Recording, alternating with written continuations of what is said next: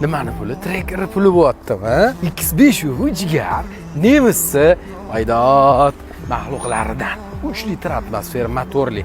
Narxini aytaymi? Oldindan aytaman. Hozir bitta like bosib qo'ying faqat. 19800 ga bosvarsiz bo'ladi. Kraskasi top-toza va oppoqqanasi. Diskasini qarang. Endi narxidan diskasi qimmatga o'xshaydi bu mashina. Bu 4 ta balon tortadiganlik 211 ming bo'pti probegi, atmosfera motorligi. Bunaqa gapirishni bo'lmaydi. Voy, bu motorlarni ishlashini.